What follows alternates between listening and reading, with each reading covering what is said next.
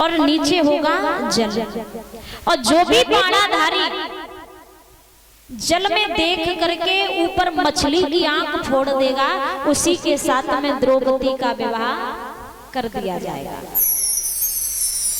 द्रौपदी इतनी सुंदर थी,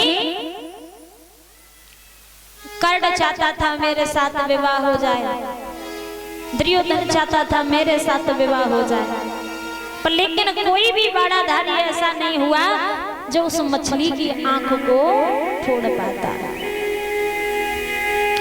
अंत में जब अर्जुन ने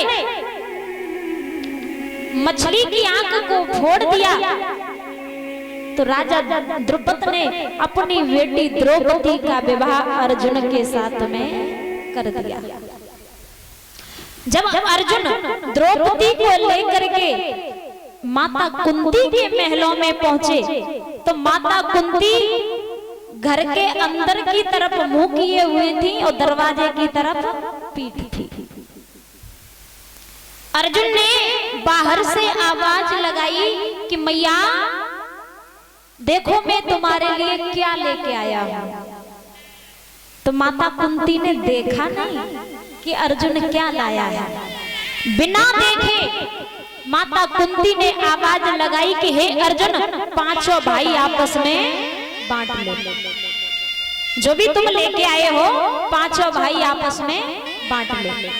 तो तब से द्रौपदी को पांचाली कहा जाता है, यानी 5 पतियों की नारी कहा जाता है।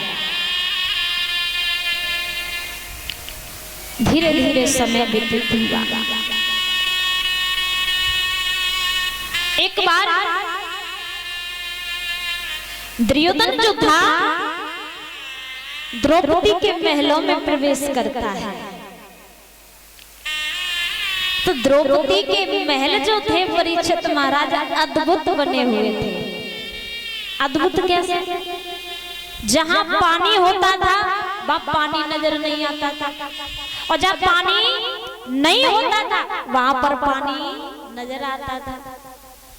अब दुर्योधन चला जा रहा है अहंकार लेकर के, दासियों ने रोका, युवराज सामने पानी है।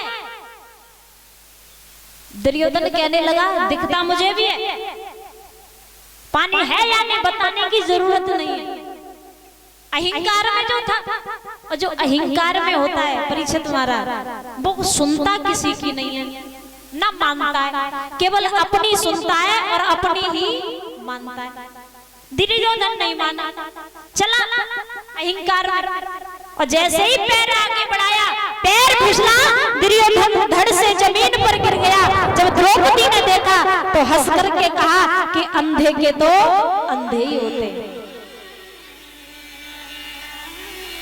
द्रौपदी ने हंस करके कहा कि अंधे के अंधे होते, क्योंकि धृतराष्ट्र जो दुर्योधन के पिता हैं वो आंखों से अंधे हैं और माता गांधारी ने आंखों से पट्टी बांध रखी है। तो हंस करके द्रौपदी ने कह दिया कि अंधे के तो अंधे ही होते। दुर्योधन को क्रोध आया। दुर्योधन कहने लगा हे घमंडी द्रौपदी, तूने मेरा अपमान किया है, एक दिन इस अपमान का बदला मैं तुझसे अवश्य लूंगा। तो दुर्योधन ने अपने मामा के साथ में मिल करके जुए का खेल रचाया, और जब जुए का खेल रचाया पांडवों के साथ में, तो पांडव अपना जुए में सब कुछ हार गए। बचा कौन? द्रौपदी। जब द्रौपदी बची तो पांडवों ने द्रौपदी को भी दांव पर लगा दिया। जब द्रौपदी को जुए में हार गए, दुर्योधन ने दुशासन को आदेश दिया कि जाओ उस घमंडी द्रौपदी के केस पकड़ के घसीटते हुए भरी सभा में लेकर के आओ। दुशासन गया, द्रौपदी के केस पकड़े, घसीटते हुए भरी सभा में लेकर के आया। जब द्रौपदी ने दृश्य देखा कि 5 पांडव नीचे को नजर किए बैठे हैं, दुर्योधन के कहने पर जब दुशासन द्रौपदी की साड़ी खींचने लगा तो द्रौपदी कभी अपने पतियों की तरफ दौड़ती है, कभी गांधारी की तरफ दौड़ती है, कभी धृतराष्ट्र की तरफ दौड़ती है, कभी कृपाचार्य की तरफ, द्रोणाचार्य की तरफ, कभी पितामह भीष्म की तरफ दौड़ती है। उस सभा में द्रौपदी को बचाने वाला कोई नहीं है। खींचने लगा दुशासन साड़ी, और जब साड़ी को खींचने लगा मैया द्रौपदी रोने लगी।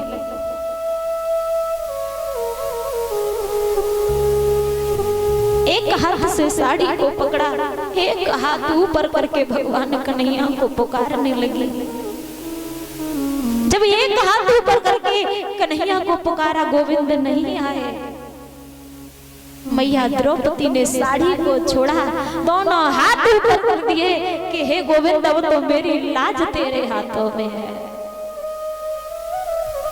पुकारने लगी है मैया कि प्रभु अब तो आकर के मेरी लाज बचा।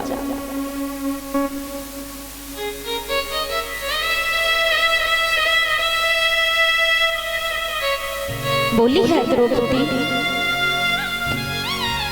कि मेरी असुवन,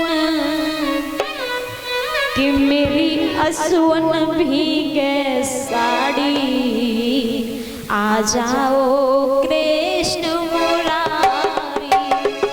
मेरी असुवन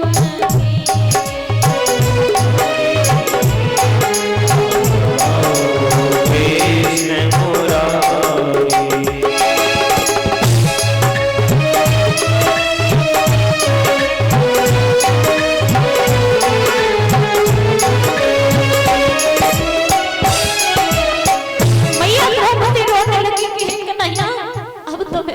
बचाने आ जा।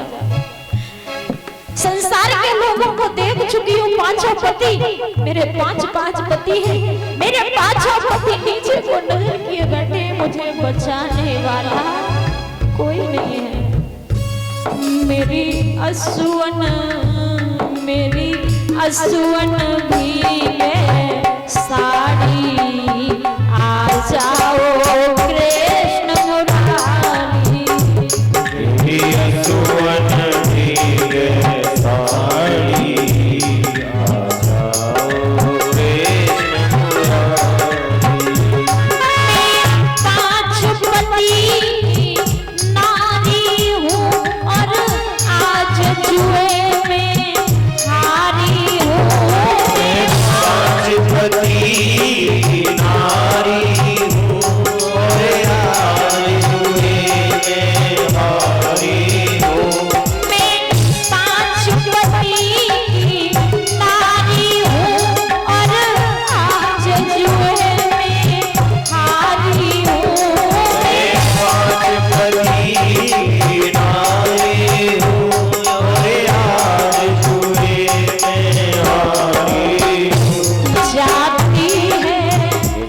जाती है लाज हमारी, आ जाओ कृष्ण मुरारी। जाती है लाज हमारी, आ जाओ कृष्ण मुरारी।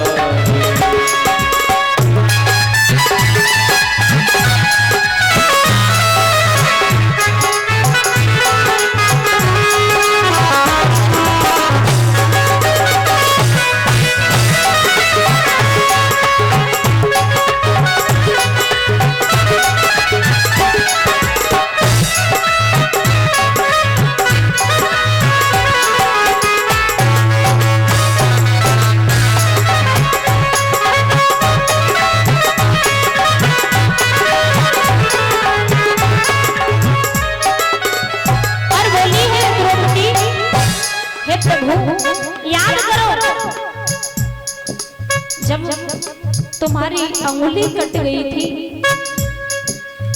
तो मैंने अपनी साड़ी को फाड़ करके तुम्हारी अंगुली को बांधा था। बोली है प्रभु याद करो उस दिन की जब अंगुली कटी तुम्हारी। प्रभु याद करो उस दिन की जब अंगुली कटी तुम्हारी। प्रभु याद करो उस दिन की जब अंगुली कटी तुम्हारी। प्रभु याद करो उस दिन की जब अंगुली कटी तुम्हारी। मैंने खाली